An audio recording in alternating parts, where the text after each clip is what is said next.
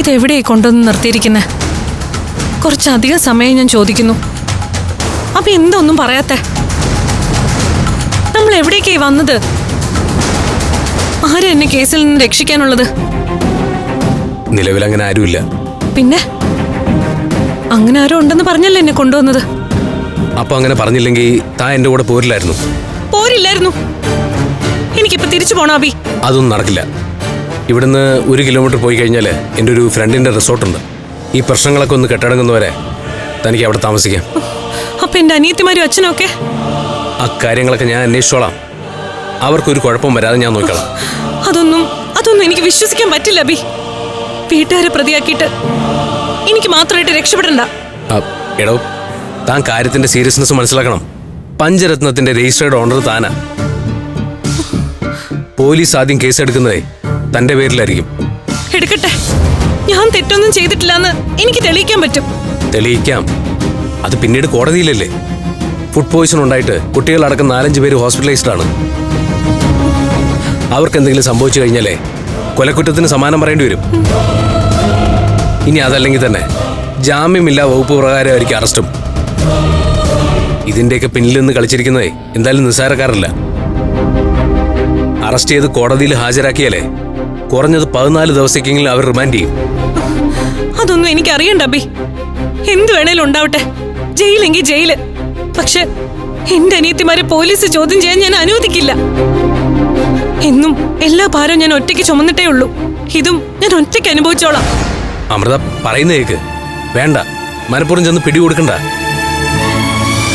നമ്മളിപ്പോ പോലീസ് അന്വേഷിക്കുന്നുണ്ട്. പിടികൊടുക്കാതിരിക്കാൻ ഞാൻ എന്റെ ഫോൺ വരെ സ്വിച്ച് ഓഫ് ചെയ്തിരിക്കുക.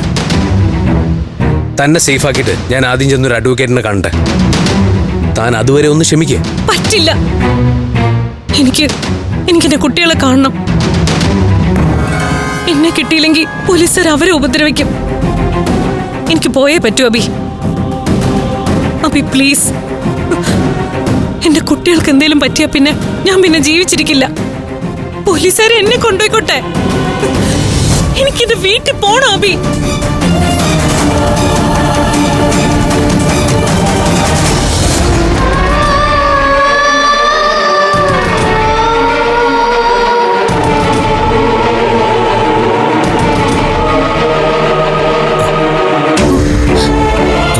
ഡോക്ടർ, എന്താ ചന്ദ്രങ്ങളുടെ അവസ്ഥ?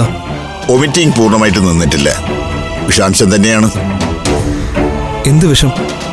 അതറിയില്ല. ലാബ് റിസൾട്ട് വന്നിട്ടില്ല. ഓക്കെ.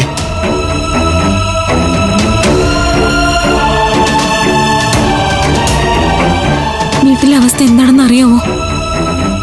അന്വേഷിക്കാം.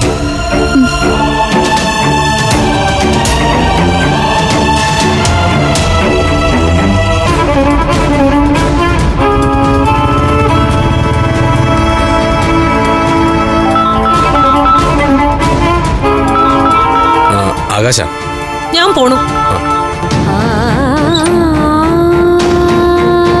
പറയടാ. മോളെ ചേച്ചി, മോളെ അച്ഛൻ എങ്ങനെയുണ്ട്? കുഴപ്പമില്ല. എനിക്കൊന്ന് കാണണം. അത് അവരിപ്പം അങ്ങോട്ട് കയറ്റി വിടുന്നില്ല. ഒരു 2 മണിക്കൂർ കൂടി ഒബ്സർവേഷനിലായിരിക്കും. അത് കഴിഞ്ഞിട്ട് പുറത്തു വന്ന് കാണാം. ഡോക്ടർ എന്താ പറഞ്ഞ്? അപകടാവസ്ഥ കഴിഞ്ഞു. പക്ഷെ എന്തായാലും കുറച്ചു ദിവസം കൂടി കിടക്കേണ്ടി വരും. അമൃതേശ് എന്തിനാ ഇപ്പൊ ഇങ്ങോട്ട് വന്നത്? പോലീസുകാര് കുറെ നേരം ഇതുവഴി കറങ്ങി നടക്കുന്നുണ്ട്. അവര് അമൃതേശി അന്വേഷിക്കുകയും ചെയ്തു. ഞാൻ പിന്നെ എന്ത് ചെയ്യും വിവേക്? അവിടെ പോലീസുകാരും വേറെ കുറെ ഉദ്യോഗസ്ഥന്മാരും ഒക്കെ ഉണ്ട്. എന്നെ അവര് കൊണ്ടുപോകുന്നു വിചാരിച്ച അപ്പൊ എന്നെ ബൈക്കിൽ കയറ്റി രക്ഷപ്പെടുത്തിക്കൊണ്ട് വന്നത്. എന്നിട്ടാണോ ചേച്ചി ഇങ്ങോട്ട് വന്നേ? ചേച്ചി ഇങ്ങോട്ടായിരിക്കും വരുമെന്ന് അവര് പ്രതീക്ഷിക്കില്ലേ? എനിക്കിങ്ങനെ ഒളിച്ചു നടക്കാൻ വയ്യ മോളെ. എന്ത് വേണേലും സംഭവിക്കട്ടെ. ഞാൻ പഞ്ചരത്നത്തിലേക്ക് പോവുക. അറസ്റ്റ് എങ്കിൽ അറസ്റ്റ്. അയ്യോ, ആരാധ്യ ഇപ്പൊ വീട്ടിലെത്തി കാണും. എല്ലാം അറിഞ്ഞ് അവളും പേടിക്കില്ലേ? അബി, ആകാശ് എന്താ പറഞ്ഞേ? അവരെല്ലാം അവിടെ ഉണ്ടോ? എന്താ അബി ഒന്നും പറയാത്തെ? എന്താ സംഭവിച്ചത്? എന്റെ കുട്ടികളെ പോലീസ് ഉപദ്രവിച്ചോ? ഞാൻ പറയുന്നത് താൻ സമാനമായിട്ട് കേൾക്കണം. ഒരു പ്രശ്നം ഉണ്ടാകുമ്പോൾ അത് നേരിടാനുള്ള വഴി നമ്മൾ നോക്കണമല്ലോ. എന്ത് പ്രശ്നം? എന്താണെങ്കിലും പറയേ, എനിക്കറിയണം. താൻ ബഹളം ഉണ്ടാക്കല്ലേ, പീസ്ഫുള്ളായിരിക്കേ. എങ്ങനെ?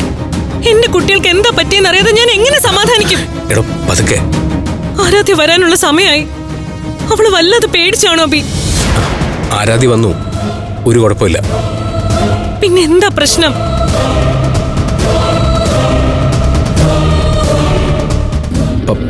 പഞ്ചരത്നം പോലീസുകാരെ സീൽ ചെയ്തു.